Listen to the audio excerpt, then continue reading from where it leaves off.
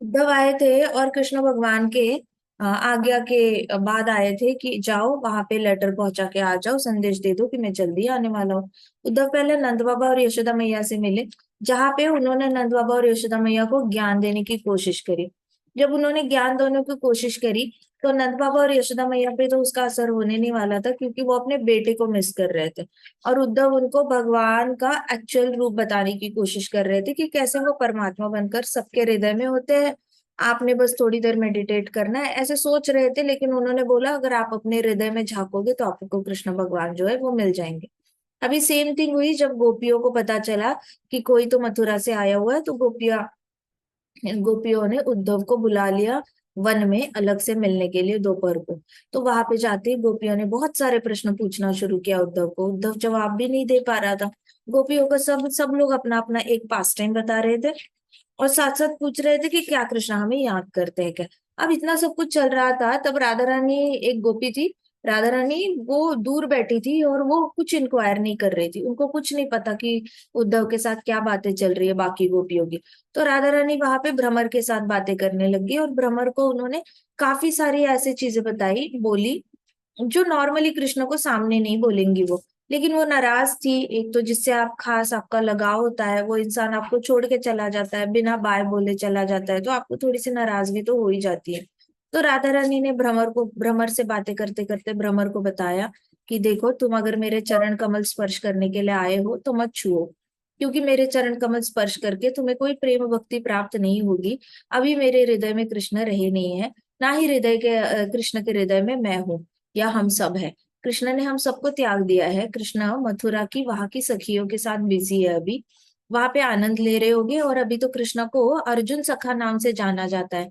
कहा वो टाइम था जब कृष्ण कन्हैया नाम से जाने जाते थे, वृंदावन चंद्र नाम से जाने जाते थे, वृंदावन के गोपालों का सखा नाम से जाने जाते थे, नंदलाल, यशोदा लाल, ऐसे करके यशोदा नंदन करके जाने जाते थे, राधे के कृष्ण नाम से जाने जाते थे। अभी तो कुछ भी नहीं रहा उसमें से। अभी तो बस कृष्ण के सखा और वहां की सखियां उनको भाग गई होगी। और कृष्ण को तो पता ही है कैसे अच्छे से सबको प्रसन्न करना है।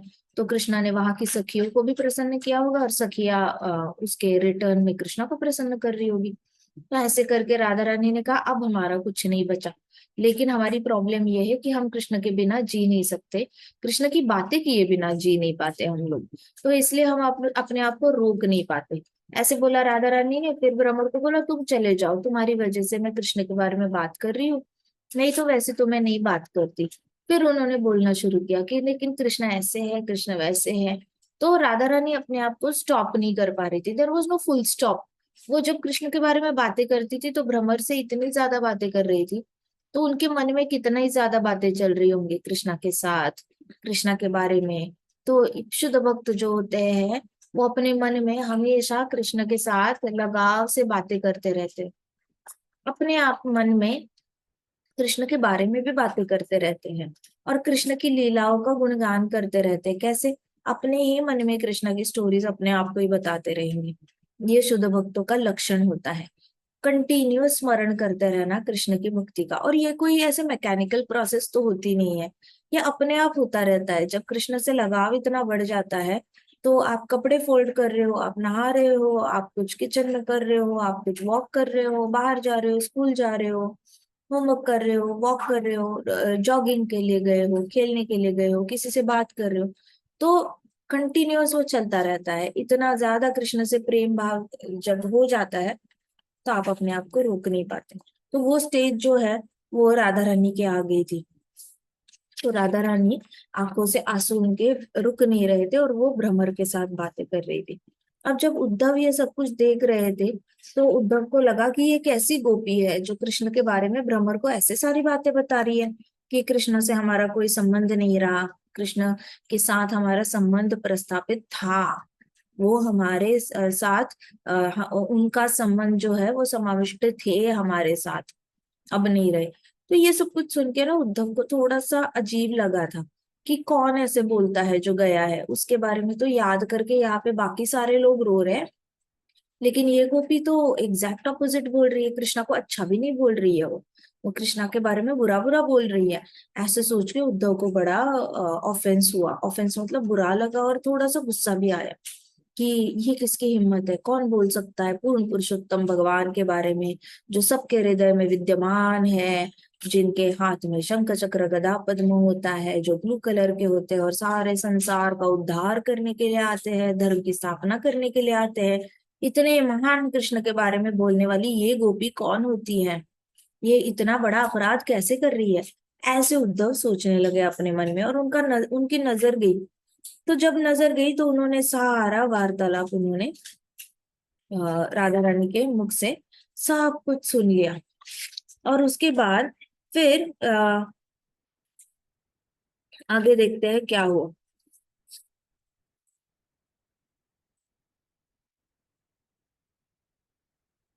हम्म।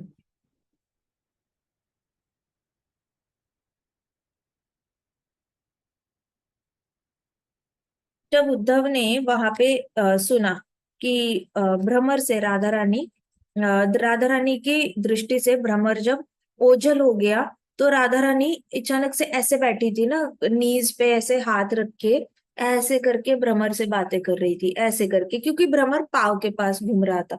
तो नीज पे ऐसे हाथ रखे थे, ऐसे करके बातें कर रही थी, और भ्रमर अचानक से गायब हो गया, वो चला गया पाव के हाथ से। तो अचानक राधा रानी ऐसे डर गई, और ऐसे किया राधा रानी ने, तो हाथ ऐसे साइड किया राधा रानी ने, वो डर गई। और फिर राधा रानी ने कहा कि ओह, नहीं, नहीं, ये हो नहीं सकता। मैं कृष्ण के विरुद्ध जो बातें कर रही थी, ये भ्रमर कृष्ण को बताने के लिए गया है। कहीं ये कृष्ण का दूत तो नहीं था, कहीं ये कृष्ण के असंख्य दूतों में से एक दूत तो नहीं है, जो उनके पास लौट गया है और सारी मेरी बातें बता देगा कृष्ण को। ऐसे करके राधा रानी भयभीत हो गई। राधा रानी को लगा कि ये भ्रमर जो है कृष्णा की पार्टी का है, और कृष्णा का दूत है। तो इसलिए राधा रानी ने वहां पे डर गई, और वो इधर उधर भागने लग गई, इधर उधर खोजने लग गई, ऐसे करके भ्रमर कहाँ गया, भ्रमर कहाँ गया, ऐसे करके। एक हाथ ऐसे था, एक हाथ नीचे था, और फिर ऐसे करके हर जगह भ्रमर को ढूंढने लग गई। फिर अपने चरण कमलों को देखती, और उनको लगता वापस चरण कमल छूने के लिए आ जाएगा, लेकिन वो तो बिल्कुल गायब हो गया था। बड़ी डर गई राधा रानी। अंततः उन्होंने भ्रमर को ढूंढ ही लिया, पुनः उनके समक्ष प्रकट हो गई। फिर वो भ्रमर के सामने गई और उससे बोली, चलो अब सब भूल जाओ, मैंने जो भी बोला मान लो कि मैंने बोला ही नहीं। कृपया मुझे यह बताओ कि मथुरा में कृष्ण कैसे है। ऐसे करके राधा रानी ने वापस कृष्णा का टॉपिक शुरू किया।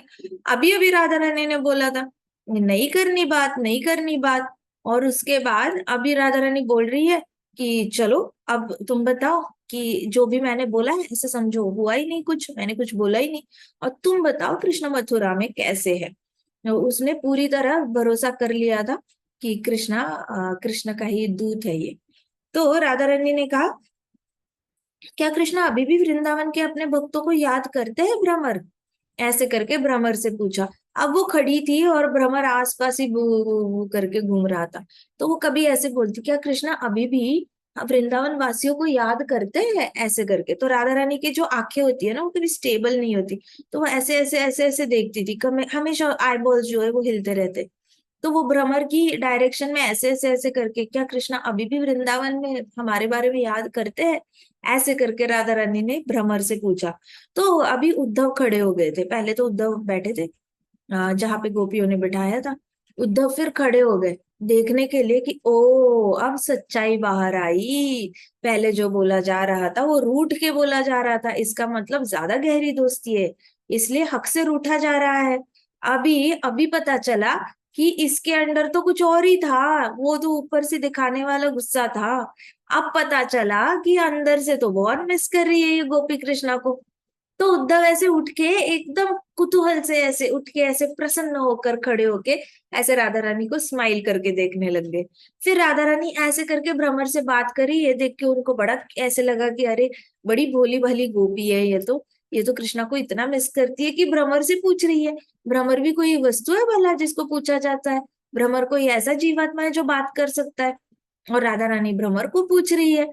तो ये देखकर फिर उद्धव को बड़ी हंसी आई, और यहाँ पे राधा रानी ने भ्रमर को कहा कि मुझे विश्वास है कि वे कभी कभी हमारे विषय में चर्चा जरूर करते होंगे। हम उन्हें अनन्य प्रेम करती है, क्यों नहीं करेंगे हमारे विषय में चर्चा? तो Radha Rani knew that Krishna Mrs हर, जिसके बहुत संबंध गहरा हो जाता है ना कृष्ण के साथ भक्त का।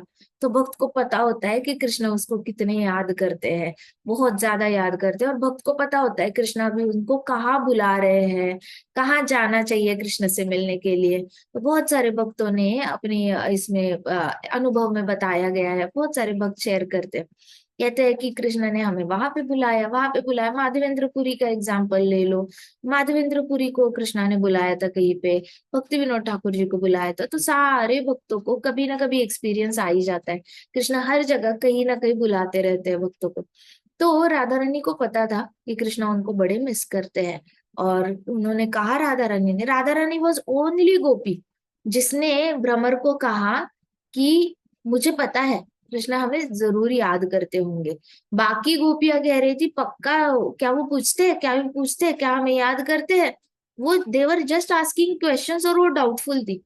राधा रानी को पता था कि कृष्णा पक्का हमें याद कर रहे होंगे। तो राधा रानी ने कहा, क्यों नहीं करते याद?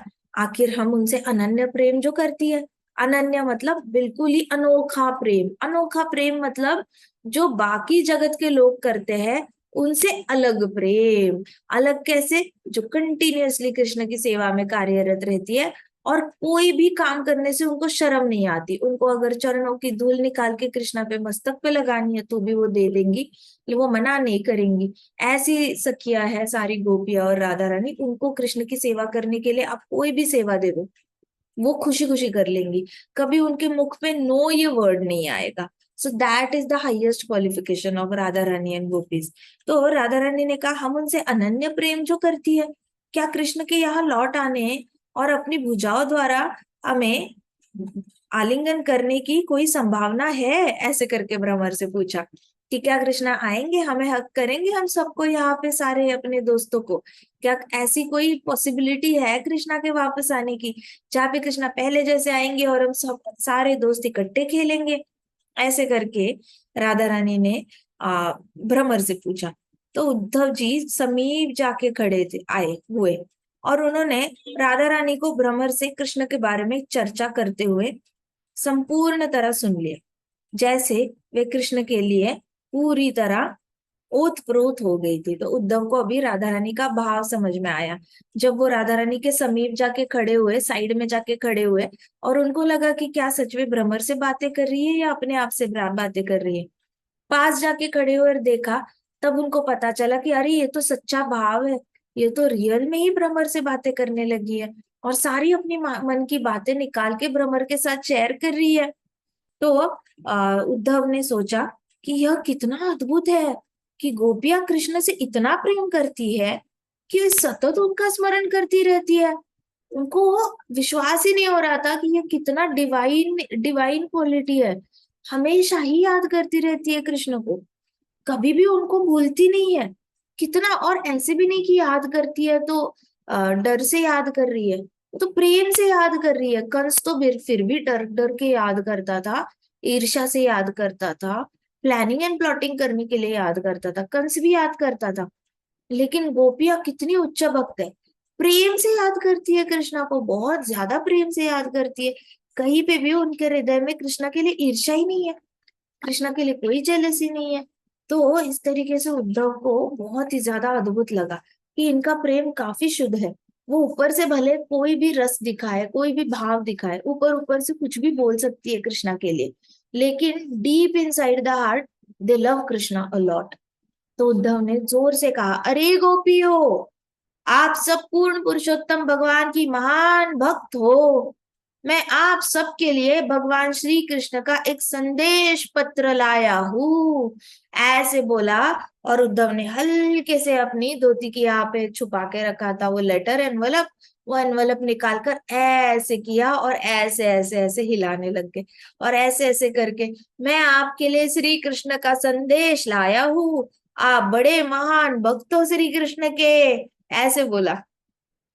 मैं किसी भी समय फिर उन्होंने जैसे ही ऐसे किया, तो सारी जो सखिया थी, सखिया सारी दौड़ती हुई आई, और उन्होंने ऐसे ऐसे करके ना लेटर पकड़ने की कोशिश की। जैसे लेटर पकड़ने की कोशिश की, तो उद्धव ने हाथ ऊपर किया और ऊपर किया और उनको पकड़ो पकड़ो करके, कोई नहीं पकड़ पा रहा था, कोई भी नहीं। आज भी धाम में वो स्थान है जहाँ पे उद्धव खड़े थे जिस पेड़ के पास, और वहां पे गोपियों ने वो लेटर पकड़ने की कोशिश की थी। वो स्थान आज भी है, वो पेड़ आज भी है वहां पे, आज भी वहां पे कई सारे वृंदावनवासी पूजा करते हैं। तो उस पेड़ के नीचे उद्धव ने ये लीला करी थी लेटर पकड़ाने की।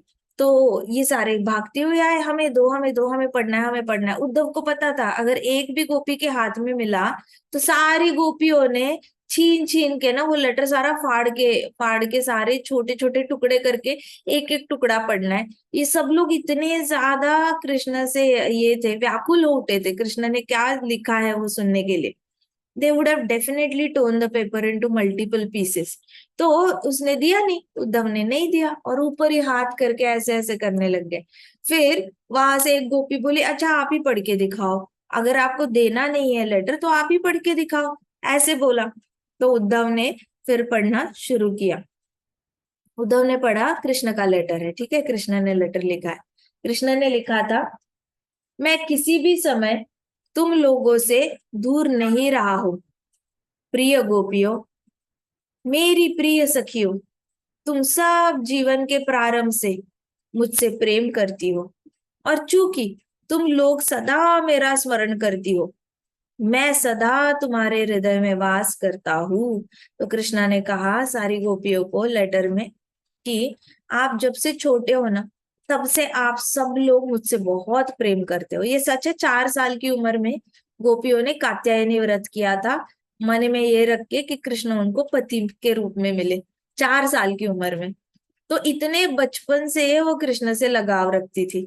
तो कृष्ण ने कहा कि मुझे पता है तुम सब मुझसे बहुत लगाव रखती हो, बहुत प्रेम करती हो, और ये भी सच है कि मैं तुम लोगों से कभी दूर नहीं गया।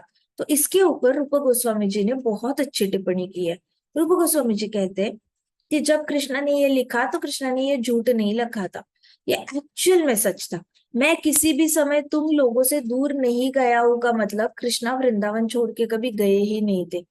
बहुत सारे आचार्यों ने बोला है कि कृष्णा कभी भी वृंदावन छोड़ के नहीं गए थे। कृष्णा के दो रूप थे।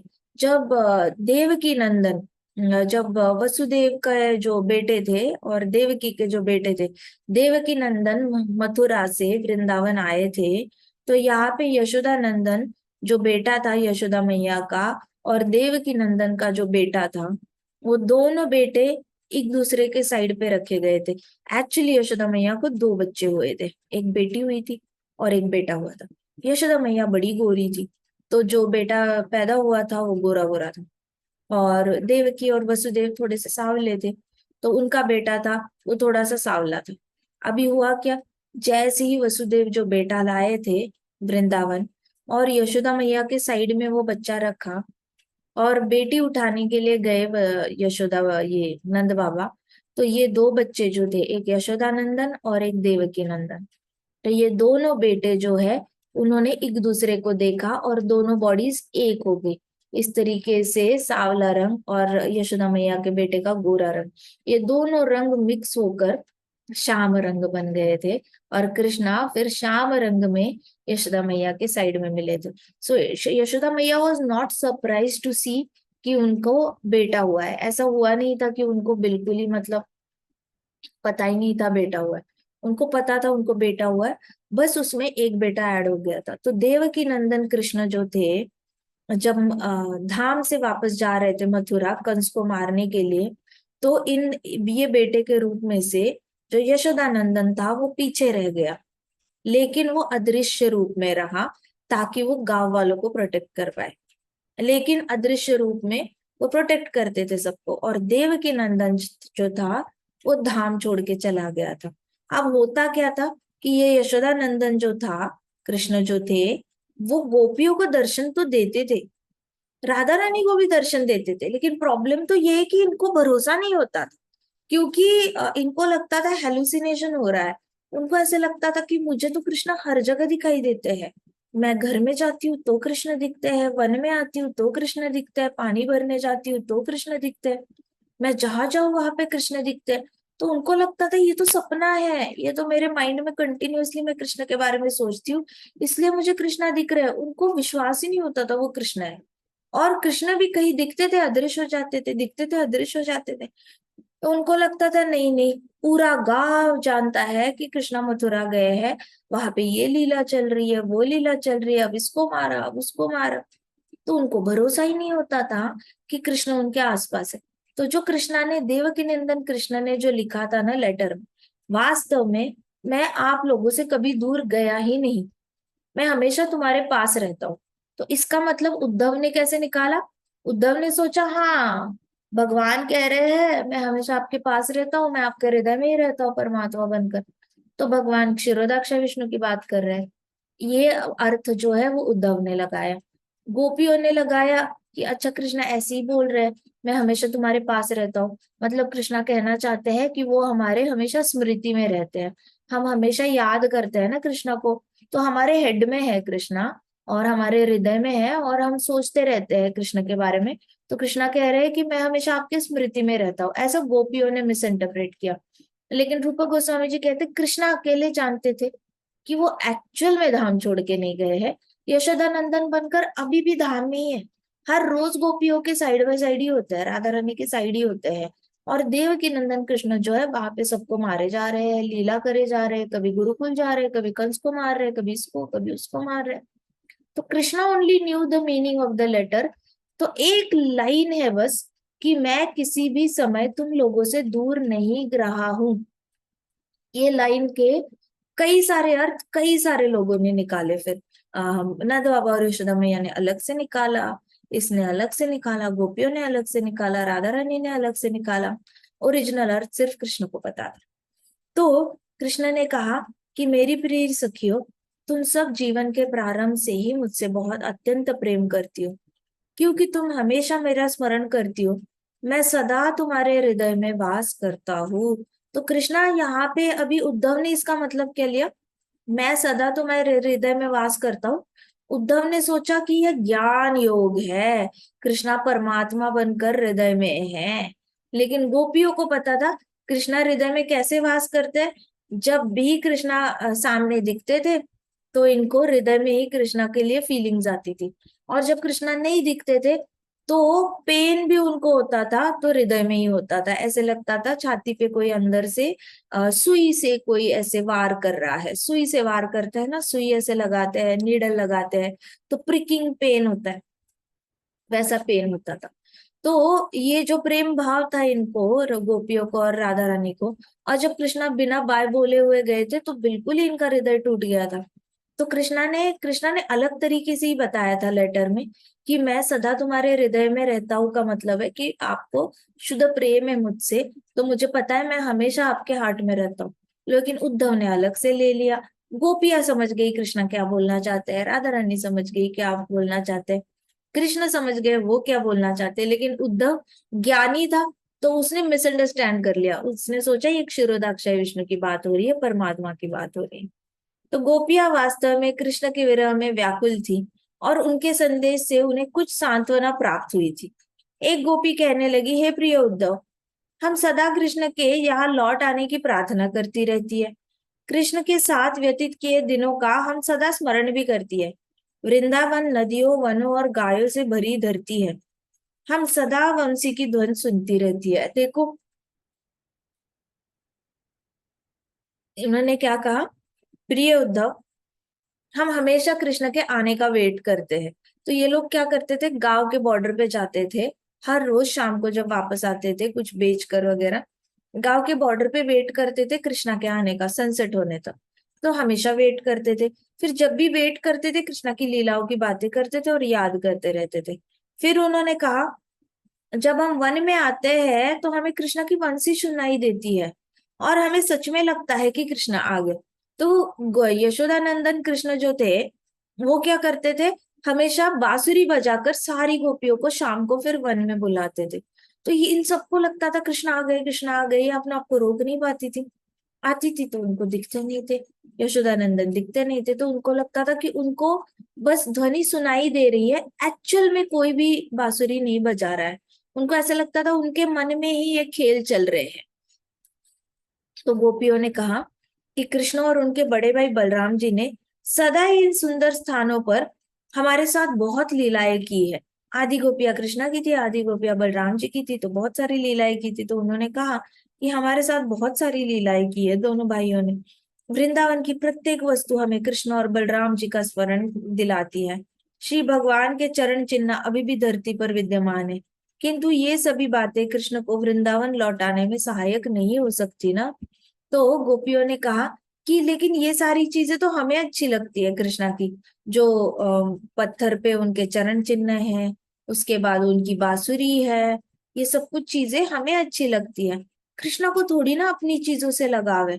कृष्णा को कहा अपने आप से इतना प्रेम है कि वो अपने ही चरण चिन्ह देखने के लिए आ जाए। कृष्णा को अपने आप से इतना भी लगाव नहीं है कि वो अपनी ही लीलाएं देखने के लिए आ जाए कि उन्होंने कहाँ पे क्या क्या किया था। वो आएंगे तो हमारे साथ आ सकती है इसलिए आएंगे, और हम भी उनको याद कर रहे हैं क्योंकि हमारी उनके साथ आ सकती है। तो हम उनका वेट कर रहे हैं, लेकिन वो नहीं आएंगे ना, क्योंकि उनको अपने आप से आसक्ति नहीं है ना इतनी। ये समझ गई थी गोपिया कि अपने चरण चिन्ह देखने के लिए कौन भला आता है। तो उन्होंने कहा मुझे नहीं लगता कि कृष्ण कभी लौटेंगे वृंदावन अपने ही चरण चिन्ह देखने के लिए। हमें ये भी नहीं लगता कि भगवान को उनकी लीलाएं इतनी ज्यादा अट्रैक्ट करती है धाम से। तो दूसरी गोपी ने कहा, हे उद्धव, हम सदा कृष्ण के उपहास जनक शब्द स्मरण करती है। वे कितने सुंदर लगते थे। तो कृष्णा ना टॉन्ट बड़ा मारते थे, सार्केस्टिक मजाक बहुत करते थे। सार्केस्टिक मजाक मतलब, हाँ, अगर दूध लेके जा रही है तो उनको बोलेंगे कि क्यों गोपियों, पानी से भरा हुआ घड़ा लेके जा रहे हो, कितना पानी भरा दूध में, कितना लूटोगे मथुरा वासियों को। तो ऐसे करके कृष्णा ने सार्केस्टिक मजाक उड़ाना, सैडिस्टिक मजाक, जिससे कि सामने वाले को बुरा लग जाए। तो बुरा लगने वाले सेंटेंसेस बोलते थे कृष्णा। फिर गोपियां कहती थी, इतना शुद्ध दूध तो लेके जा रहे हैं और कान्हा कह रहा है हम पानी मिक्स करते हैं घड़े में। तो ऐसे करके कृष्णा ने हमेशा कुछ ना उनको पोक करते रहना, कुछ ना कुछ ऐसी बातें बोलना जिससे कि उनको बुराई लग जाए या गुस्सा आ जाए, या फिर वो डंडा लेके कृष्णा को मारने के लिए आ जाए। तो कृष्णा ऐसे कुछ ना कुछ बोलते रहते थे। तो गोपिया कह रही है कि हम यहाँ पे जब कृष्ण को याद करते हैं ना, कृष्णा की हमेशा उपहासजनक बातें ही याद आती है कि कितना मतलब सार्केस्टिकली उन्होंने हमारा मजाक उड़ाया है और हमारी सिंसेरिटी ऑनेस्टी पे सवाल उठाया है। तो दूसरी गोपी ने कहा, हाँ ये सच है, कृष्णा हमेशा हमें कहते थे, वन में तो बांसुरी बजाकर बुलाते थे और फिर कहते थे, क्यों आई हो यहाँ पे, चली जाओ अपने बच्चों के पास, शोभा नहीं देता विवाह के बाद ऐसे किसी पुरुष से मिलने के लिए जंगल में आना, वन में आना।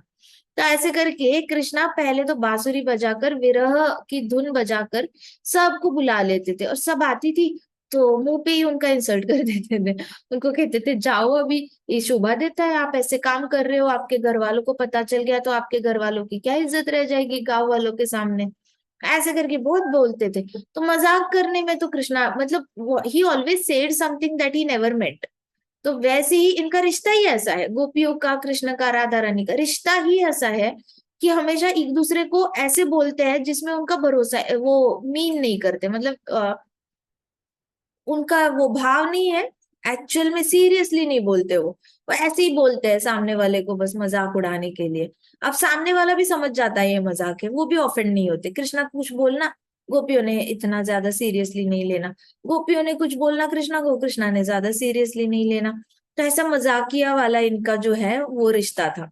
फिर उद्धव को उन्होंने कहा, ये गोपियों ने कहा कि हम सदा केवल कृष्ण को ही स्मरण करती है, हम उन्हें कभी भुला ही नहीं पाती। हम कोशिश करते हैं फिर भी नहीं भुला पाती। हम सदा उनके लिए क्रंदन करती रहती है। गोपियों ने कहा कि हम हमेशा उनको याद करते हैं, हम भूल ही नहीं पाते। फिर हम कभी कभी बहुत ज्यादा रोते हैं, और हम हमेशा प्रार्थना करते हैं कि जल्दी से प्रिय भगवान, आप कृपा करके आप वृंदावन लौट आए।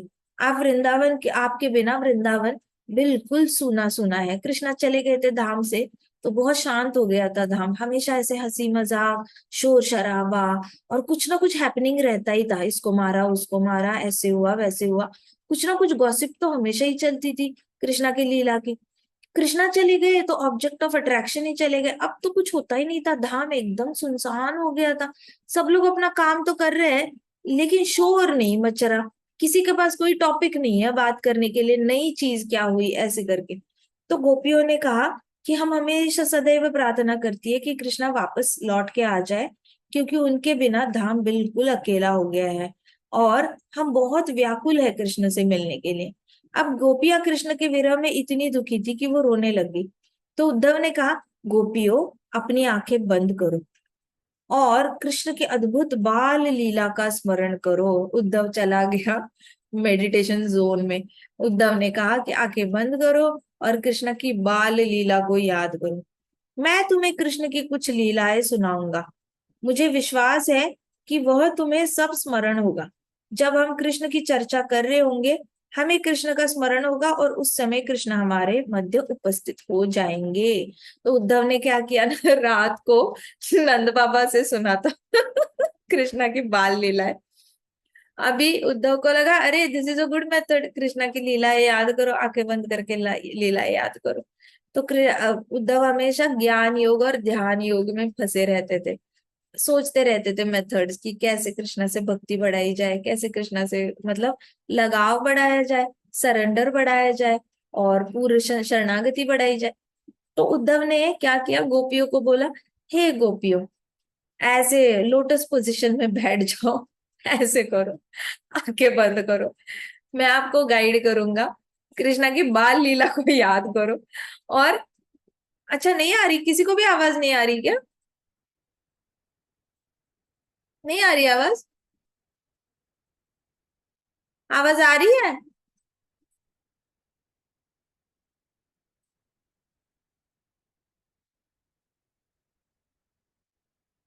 अच्छा, आ रही है, वॉइस इज कमिंग, ओके ठीक है। सो उद्धव ने क्या किया, उद्धव ने गोपियों से, अच्छा you are not able to unmute, now can you unmute? हाँ अब हो रहा है। अच्छा ठीक है।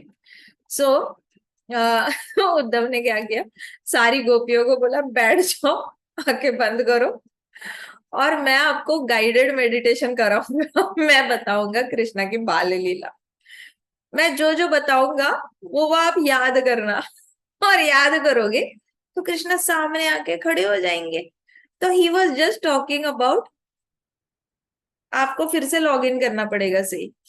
तो ये जो था, उद्धव था, उद्धव जो थे वो ध्यान योग की बातें कर रहे थे। अब गोपियों को तो बैठ कर ये करने की क्या जरूरत है, वो तो हमेशा ही कृष्ण पे मेडिटेट कर रही है। और गोपियों को कृष्ण की बाल लीलाएं क्या पता नहीं होगी, सब कुछ तो पता होगा। उद्धव ने एक रात पहले 10th कैंटो सुना है, एक रात पहले 10th कैंटो सारा इनके मुख से सुन के आए हैं, नंद बाबा के मुख से सुनकर आए हैं। और अभी आकर यहाँ पे गोपियों को कृष्ण की बाल लीला, क्योंकि नंद बाबा ने सारी बाल लीलाएं ही सुनाई थी इनको, उद्धव को। तो उद्धव ने सोचा कि चलो इन गोपियों को थोड़ा शांत कर लेते हैं, रो रही है, इनको कुछ मेथड से शांत कर लेते हैं। तो उन्होंने सारी गोपियों को ऐसे ऐसे बिठाया जैसे गोपियां रोने लगे। तो उद्धव ने फिर बाल लीला बताना शुरू किया। जो जो नंद बाबा ने बताया था ना, वो ऐसे बताया उद्धव ने जैसे उसको पता है कि क्या क्या हुआ है कृष्ण की बाल लीला में। तो उन्होंने वो सारी लीलाएं बताई। आज भी उसको उद्धव गीता कहा जाता है। क्यों उद्धव गीता कहा जाता है? क्योंकि उद्धव ने वो लीला बताई जो नंद बाबा के मुख से सुनी थी। नंद बाबा ने कौन सी लीलाएं बताई? जो घर के अंदर हुई थी, बाहर वालों को नहीं पता था। बहुत सारी चीजें कृष्ण की जो नटखट लीलाएं हैं जो घर के अंदर हुई है। बाहर तो चलो तृणावर्त को मारना, धेनुकासुर को मारना, केशयासुर को मारना सब बाहर हुआ था, लेकिन घर के अंदर भी तो बड़ी सारी कृष्णा ने लीलाएं करी थी। वो लीलाएं कौन बताएगा? नंद बाबा ही तो बताएंगे, और कौन बताएगा? तो उद्धव ने जो गीता बताई उसको उद्धव गीता कहा जाता है, जहाँ पे उद्धव बोलते गए गोपियों को, और बहुत सारी उनको ये बताई। गोपियों ने कोई आंखें बंद नहीं की, गोपियों ने बिल्कुल मेडिटेशन पोज में नहीं बैठी। वो एक घुटना ऊपर करके एक ऐसे और एक ऐसे घुटना करके ना ऐसे करके बैठी थी, ऐसे करके बैठी थी और सुन रही थी कि अच्छा बालपन में ऐसे किया वैसे किया। उद्धव को सब कितना पता है, उद्धव को ये किया, उन्होंने कुछ नहीं सोचा सोर्स कहाँ से आ रहा है क्या नहीं। और उद्धव कृष्ण की बाल लीलाएं बता रहे थे। तो बहुत सारी लीलाएं कृष्ण की, जहाँ पे काफी सारी लीलाएं लोगों को पता भी नहीं है घर में क्या क्या करते थे कृष्णा। एक दिन ना कृष्णा क्या हुआ था, कृष्णा एक स्टूल पे खड़े थे और नीचे से उल्टा मटका किया था, उस पे खड़े थे। और ऊपर से मक्खन निकाल के खा रहे थे। अब मक्खन निकाल के खा रहे थे, इतने में क्या हुआ ना, उनकी धोती लूज हो गई। धोती लूज हो गई थी, तो वो गिरने वाली थी धोती, तो कृष्णा के फटक करके दो एक्स्ट्रा हाथ आ गए, कृष्ण के दोनों हाथ मटके के अंदर थे, and he wanted to eat. अब उनको हाथ, मक्खन वाले हाथ से धोती कैसे पकड़ेंगे, धोती तो खराब हो जाएगी। कृष्णा के दो हाथ अचानक से निकल आए, और उस दो हाथों से कृष्णा ने अपनी धोती को वापस टाइट बांधा था और वापस अपने हाथ अंदर ले गए थे। तो ये सारी छोटी छोटी लीलाएं जो थी, ये बाहर वालों को थोड़ी कम ही पता होती थी, घर वालों को ज्यादा पता होती थी। फिर कृष्णा ने रेंगते रेंगते कैसे कृष्णा के घुटने के निशान जो है नीचे के फर्श पे लगते थे, ये भी सारी लीलाएं उन्होंने बताई। फिर कृष्णा कितना ज्यादा सारे इसके पीछे ऐसे रेंगते रेंगते जाते थे और दीवार के पीछे या किसी पिलर के पीछे छिप जाते थे। पूरा घर सब लोग ढूंढते थे, लेकिन कृष्णा जब से रेंगने लगे थे तब से छिपन छिपाई खेलने लगे थे। उनको बड़ा मजा आता था तंग करने में, लोगों को तंग करने में सबसे फास्ट स्मार्ट थे। तो ये सारी छोटी छोटी लीलाएं जो थी वो उद्धव गीता में आपको मिलेगी। उद्धव गीता आज भी वहां पे मिलती है, उद्धव कुंड के यहाँ पे आपको उद्धव गीता पढ़ने को मिलेगी। तो उद्धव ने ये सारी गीता जो है ये गोपियों को सुनाई उद्धव कुंड के यहाँ पे। तो उद्धव जी कुछ काल तक तो वृंदावन में रहे और गोपियों को कृष्ण के संदेश और लीलाओं के चिंतन में संलग्न रखा। तो गोपियों को आनंदी करने का एक ही तरीका था, उनको बस कंटिन्यूअसली कृष्ण की लीला खिलाते जाओ खिलाते जाओ। अगर जैसी ही लीला आप नहीं बोलते तो वो रोने लग जाती है। तो चैतन्य महाप्रभु जब आए थे, चैतन्य महाप्रभु बचपन में इमिजिएटली रोने लग जाते थे। अगर हरि नाम ना लो तो रोना, लीला ना बोलो तो रोना। तो चैतन्य महाप्रभु के पिताजी हमेशा उनको लीला सुनाते रहते थे, उनकी मम्मा हमेशा भगवान का नाम लेती रहती थी। अगर ना करो तो बच्चा रो रहा है बार बार। तो ये सारा जो भाव है ये गोपियों का भाव है। गोपियों ने ऐसे ही करना उद्धव के सामने। तो उद्धव बड़ा परेशान, उद्धव ने इतना बिजी करके रखा गोपियों को, कंटिन्यूअस कृष्ण लीला बताते बताते रहे। अगर नहीं बोला तो रो पड़ेंगी, नहीं बोला तो रो पड़ेंगी। इनका रोना बंद करने के लिए फिर उद्धव जो है वो पूरी बोलते बोलते उद्धव की तो गीता ही बन गई। फिर कृष्ण की बहुत सी अद्भुत लीलाओं को सुनकर गोपियां वास्तव में बड़ी प्रसन्न हो गई। उद्धव जी गोपियों के आग्रह पर कुछ काल तक वृंदावन में और रहे और कृष्ण की और लीलाएं उनको सुनाई। वे सदा गोपियों के लिए। अब कई सारे लोग पूछते हैं कि उद्धव को इतनी सारी लीलाएं कहाँ से पता चली, नंद बाबा ने तो एक रात में इतनी बताई थी। तो सच्चाई तो ये है कि उद्धव के हृदय में कृष्णा आकर कृष्णा बात कर रहे थे। तो जब भी कोई कृष्ण के बारे में बात करता है तो Krishna takes over the control of that body. और अगर कृष्णा की मर्जी होगी तो कृष्णा अपनी ही लीलाएं अपने ही मुख से बोलने लग जाते हैं। तो उद्धव जब बोलते थे तो पहली चलो एक रात की सारी लीलाएं तो उद्धव ने बोली, बाद में कृष्णा है टेकन कंट्रोल ऑफ हिज वाणी और पूरी तरह उनकी जिह्वा पर आकर कृष्णा ने अपनी ही लीलाएं गोपियों को सुनाई, ताकि गोपियों को सुनकर बहुत एंटरटेन हो जाए वो, और वो थोड़ी देर के लिए क्यों ना हो रोना बंद करे। बहुत रोई है वो, कोई उनको सुनाने के लिए है नहीं लीला, सब एक दूसरे को ही सुनाती है और कैसे वैसे टाइम पास करती है।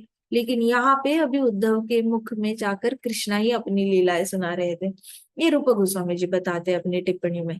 फिर यहाँ पे जो उद्धव थे वे सदा गोपियों के लिए कृष्ण लीलाओं का गान करते थे, गाने गाते थे। जैसे ही वे उनके गुणगान में व्यस्त रहती थी तो दिन कब बीत जाता था पता नहीं चलता था।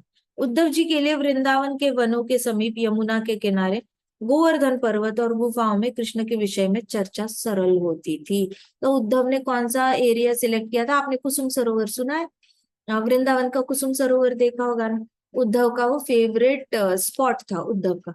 वहां पे कुसुम सरोवर के यहाँ पे जाकर उद्धव हमेशा सारी गोपियों को जो है वो कृष्ण लीला सुनाते थे। उनको गोवर्धन, एक साइड गोवर्धन है, एक साइड यमुना है, एक साइड ये सारा धाम है, तो उनको वो स्पॉट बड़ा अच्छा लगता था। तो यहाँ पे भागवतम में कहा गया है कि उद्धव को गोवर्धन पर्वत की गुफाएं बहुत पसंद थी, इसलिए उन्होंने यमुना के समीप ही एक स्थान चुना और वहां पे संपूर्ण कृष्ण लीला गाई थी गोपियों के लिए।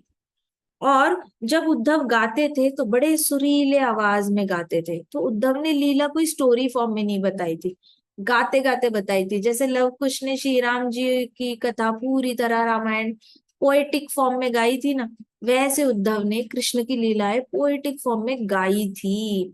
That is the blessing that Krishna gives. जैसी आपको शुद्ध भक्ति हो जाती है ना कृष्ण की, आपके अंदर नेचुरली पोएटिक कॉम्बिनेशंस आ जाते हैं कृष्ण के प्रति, आपके अंदर नेचुरली वो आ जाता है कि आप अच्छे अच्छे ये लिख पाते हो। बहुत सारे संतों ने बहुत सारी पोएम्स लिखी हुई है, लीलाएं लिखी हुई है, फिर गाई भी हुई है। तो ये हमें कैसे मिलता है? ये कृष्णा उनको ब्लेस करते हैं, फिर उनकी वाणी जो है वो आगे आकर हमें ब्लेस करती है। उद्धव ने सारी गोपियों के मध्य खड़े होके सारी गोपियों को कृष्ण लीला सुनाकर प्रसन्न किया था। यह वह स्वयं कृष्ण के समीप होने जैसा ही अनुभव करते थे। जब उद्धव बात करते थे तो उद्धव को ऐसे लगता था जैसे कृष्ण उनके साइड में खड़े हैं और कृष्णा ही उनको लीलाएं बता रहे हैं। और कृष्ण जैसे लीलाएं बता रहे हैं वैसे वैसे उद्धव बोलते जा रहे, बोलते जा रहे, बोलते जा रहे हैं। तो उद्धव को प्रैक्टिकली बात करते हुए, गाना गाते हुए उनको फील होता था कि कृष्ण यहीं पे खड़े हैं और वो कंटिन्यूअस गाइड कर रहे हैं बोलने के लिए, और खुद ही उनके मुंह में वर्ड्स डाले जा रहे हैं। तो ये वाला जो रियलाइजेशन था ये उद्धव को आ गया था, क्योंकि उद्धव को भी इतनी सारी लीलाएं पता नहीं थी बालपन की। फिर ये आ कहाँ से रहा है, आ कहाँ से रहा है, ये समझ में ना आए, लेकिन इतना रियलाइजेशन तो हो गया था कि ये पक्का उनके ब्रेन से निकल नहीं रही थी बात, क्योंकि उद्धव ने ऐसे कोई शास्त्र ही नहीं पढ़े थे जिसमें कृष्ण की बाल लीलाएं लिखी हुई है। तो उद्धव के मुख से जो भी निकला था उद्धव ट्रेस बैक नहीं कर पा रहा था कि मैंने किस बुक में पढ़ा है। उनको जो थोड़ा थोड़ा याद था वो नंद बाबा का उन्होंने एज इट इज बताया, लेकिन इतना भी नहीं बताया था नंद बाबा ने कि ये 7 दिन चले, 1 महीना चले। और उद्धव वहां पे 1 महीना भी रह चुके थे पूरी तरह, और 1 महीने तक वो बाल लीलाएं बताते जा रहे, बताते जा रहे, ऐसा क्या है कृष्ण के बारे में बोलने के लिए। लेकिन बहुत लंबी गीता जो है उन्होंने बोल डाली, और उनको ऐसा रियलाइजेशन आया कि कृष्णा यहाँ पे खड़े हैं, कृष्णा उनके मुख से बुलवा रहे हैं। तो ये बहुत ही ज्यादा अद्भुत एक्सपीरियंस था उद्धव के लिए। और उद्धव के लिए ऐसे लगा जैसे कृष्ण उनका उनके समीप हमेशा थे और कभी उनको छोड़कर गए ही नहीं। उनको ऐसा लगा कृष्ण हमेशा ही उनके साथ थे। तत्पश्चात एक दिन उद्धव ने अपने सखा कृष्ण के पास मथुरा वापस लौटने के लिए नंद बाबा और यशोदा मैया से आज्ञा मांगी। फिर एक दिन उन्होंने नंद बाबा यशोदा मैया से परमिशन मांगी कि मैं जाऊं क्या वापस मथुरा। आप किसके घर रहने जाते हो, दादी दादा नानी नाना किसी के भी घर में जाते हो ना रहने के लिए, वापस निकलने की परमिशन हमेशा मांगनी चाहिए। कभी उनको ये नहीं बोलना चाहिए कि हम इस तारीख को वापस जा रहे हैं। हमेशा पूछो कि क्या हम इस तारीख को वापस जाए, क्या हम टिकट निकाले इस तारीख का, क्या ठीक है। ऐसे पूछने में क्या जाता है, उन्होंने मना तो करना है नहीं। ज्यादा से ज्यादा बोलेंगे एक दिन और रुक जाओ, तो एक दिन बाद की टिकट कर लेना। ऐसे करके उनसे पूछना बनता है। तो यहाँ पे उद्धव ने भी पूछा, अक्रूर जी ने भी पूछा था यशोदा मैया को और इनको कि क्या मैं कृष्ण को लेके जा सकता हूँ, क्या हम कल सुबह निकल जाए। तो it is a very basic etiquette वैदिक स्टैंडर्ड का कि आप किसी के घर में रहते हो तो उनको जाने से पहले पूछ जरूर लेना चाहिए कि हम निकले क्या भी। तो उन्होंने आज्ञा मांगी, वे अंतिम बार गोपियों से भी भेंट करने गए। फिर उद्धव मथुरा प्रस्थान करने के लिए गए। उद्धव को इतना तो पता चल गया था गोपियों को गुड बाय ना बोलो तो गोपियां बड़ी बुरा मान जाती है और बहुत ज्यादा सेंटिमेंटल होकर रोती है। तो उद्धव ने खास कर राधा रानी गोपी से भी मिलने के लिए, बाकी गोपियों से भी मिलने के लिए उद्धव गए और उनको बता के आए कि मैं जा रहा हूँ मथुरा। ऐसे करके उद्धव ने जो है वो विदाई करी वहां से, वृंदावन से। अब जैसे ही उद्धव निकल रहे थे तो वृंदावन वासी सब अपने कृष्ण और उद्धव के लिए उपहार लेकर उनकी विदाई करने के लिए आ गए।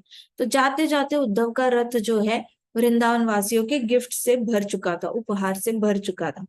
जब उद्धव मथुरा पहुंचे तो वे वृंदावन से उनके माता पिता और मित्रों द्वारा भेजे गए उपहार लेकर सीधे भगवान श्री कृष्ण के पास गए।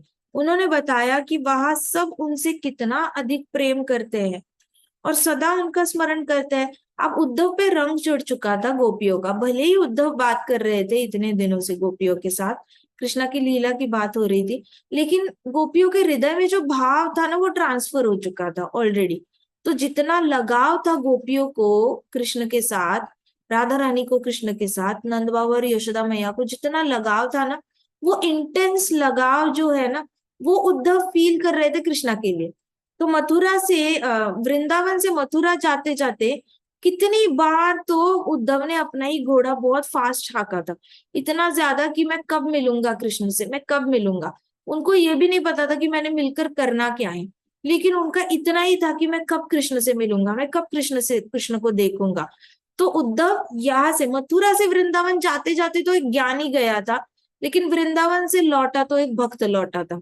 हमारे महाराज कहते थे धाम इसलिए जाना चाहिए ताकि आपका ज्ञान जो है वो भक्ति में कन्वर्ट हो जाए। नहीं तो आप सिर्फ ज्ञानी बनते जाओगे, आप सिर्फ ऐसे शास्त्र पढ़ोगे और अपने आप को बहुत महान समझने लग जाओगे। लेकिन जब आप धाम जाओगे, वहां के भक्तों को देखोगे, मिलोगे, तब जाके आपकी बुद्धि जो है उसका सारा अहंकार टूट पूरी तरह चकनाचूर हो जाएगा। और धाम से जैसे ही आप वापस लौट आ रहे होगे, आपके अंदर धाम वासियों की जो संगत की रंगत चढ़ती है ना, कहते हैं, वैसे उनकी संगत की भक्ति जो है उसकी रंगत आपके ऊपर पूरी चढ़ गई होगी। उनके भक्ति भाव, प्रेम भाव का सारा गुलाबी रंग जो है वो आपके ऊपर लग गया होगा। इसलिए महाराज कहते थे बार बार कि धाम धाम की चांस कभी नहीं छोड़ना चाहिए। तो उद्धव मथुरा जैसे ही वहां पे पहुंचे तो वो भाग के कृष्ण के पास गए, और उन्होंने बताया कि वहां सब कृष्ण भगवान को कितना याद करते हैं, सब उनका स्मरण करते हैं, रोते भी है, रात भर याद करते हैं, खड़े रहते हैं और वेट करते हैं उनके आने का। उद्धव ने कहा आपको यह जानकर प्रसन्नता होगी कि वहां सब कुशल मंगल है, और गोपियां आपका संदेश और लीलाओं का श्रवण करके बहुत प्रसन्न है। ऐसे करके उद्धव ने कृष्ण को मैसेज दिया, और ये भी बताया कि सब लोग उनको बहुत मिस करते हैं। फिर कृष्ण गोपियों से इतना प्रेम करते थे कि वे दिन रात उन्हीं के विषय में बात करते थे। फिर वो रात कृष्ण ने उद्धव के साथ बिताई, और कृष्ण ने गोपियों के बारे में सारी बातें, जो है इतनी लंबा रात भर वो उद्धव के साथ गोपियों के बारे में बात करते रहे कि अच्छा वो मिली थी, वो मिली थी, हाँ ये सच है, ये लीला हुई थी, हाँ ऐसे लीला हुई थी, हाँ मैंने ये चिढ़ाया था। ऐसे करके दोनों भी अभी गोपी की लीलाएं कर रहे थे। उद्धव भी गोपियों के बारे में बात कर रहे कि ये गोपी ने ये कहा, इसने ऐसे किया वैसे किया, और कृष्णा भी गोपियों के बारे में कि हाँ हाँ ऐसे भी हुआ था, ऐसे भी किया था मैंने। ऐसे करके वृंदावन में जो लीला चल रही थी, कृष्ण लीला चल रही थी, मथुरा में जो लीला की बात हो रही थी वो गोपियों की लीला हो रही थी। तो ये बहुत ही ज्यादा एक फनी सिनारियो है, जहाँ पे हर दिन उद्धव कृष्ण को नंद बाबा और यशोदा मैया और वृंदावन की बातें बताते थे, और उसके रिस्पॉन्स में कृष्णा उनको और दो ज्यादा बातें बताते थे। तो इट वॉज कॉन्स्टेंटली उनका एक ट्रांसेंडेंटल एक्सचेंज होता था उद्धव का और कृष्ण का, कि ऐसे हुआ वहां पे, वैसे हुआ। तो वृंदावन की बातें अभी रेगुलरली कृष्णा को कोई मिल गया था जिसके साथ कृष्णा ओपनली वृंदावन की बातें कर सकते थे। अगर वो बलराम जी के साथ करते तो रो पड़ते, बलराम जी को भी याद आती, कृष्णा को भी याद आती, और हो सकता था उन्होंने छोड़ देना था मथुरा और वापस आना था वृंदावन। तो कृष्णा बलराम जी के साथ खुल नहीं पाए, लेकिन वो उद्धव के साथ खुलकर पूरी तरह वृंदावन की बातें करने लगे। वो कृष्णा इतने ज्यादा आतुर होते थे, व्याकुल होते थे, मुझे कोई तो चाहिए इंसान जिसके पास साथ में वृंदावन की बातें कर पाऊं, मैं किसी के साथ तो वृंदावन की बातें करना चाहता हूँ। और उनको उद्धव में वो सही इंसान मिल गया कि उद्धव के लिए भक्ति बिल्कुल ही नहीं थी। उद्धव वॉज वेरी सरप्राइज्ड ये सब कुछ देखकर, और उद्धव कभी कभी सोचते भी थे कि क्या मुझे कभी कृष्ण भगवान से ऐसा लगाव होगा, क्योंकि मैं तो उनको भगवान की तरह देखता हूँ। गोपियों को तो ऐसे ट्रीट करती है कृष्णा को जैसे वो भगवान है ही नहीं। यशोदा मैया, नंद बाबा भी उनको भगवान की तरह सोचते ही नहीं है कि वो भगवान है, अपने बेटे की तरह ट्रीट करते हैं। मैं भला ऐसे कैसे ट्रीट करूं, मुझे, मेरे लिए तो वो हमेशा पूर्ण पुरुषोत्तम भगवान ही रहेंगे, बहुत रिस्पेक्टेबल पर्सनालिटी रहेगी। तो जब कृष्ण के मुख से गोपियों की लीला सुनते थे और खुद भी बताते थे, तो वो कृष्ण को कहते थे कि मुझे पता नहीं मैं कभी आपको ऐसे देख पाऊंगा जैसे गोपियां आपको देखती है, मुझे लगता नहीं मैं कभी कर पाऊंगा, लेकिन मैं चाहता जरूर हूँ कि एक दिन मैं आपको ऐसे देखूं जैसे कि आप पूर्ण पुरुषोत्तम भगवान नहीं हो, लेकिन आप वृंदावन के कान्हा हो। ये स, ये ये लीला हम यहीं पे समाप्त करते हैं। कल एक नई लीला हम डिस्कस करेंगे। ठीक है। ग्रंथराज श्रीमद् भागवतम की जय। श्रील प्रभुपाद की जय। श्री श्री राधा श्याम सुंदर की जय। श्री श्री कृष्ण बलराम की जय। वृंदावन धाम की जय। समस्त भक्त वृंद की जय। हरे कृष्णा कृष्णा कृष्णा हरे हरे, हरे राम राम राम हरे हरे। हरे कृष्णा महासंकीर्तन की जय।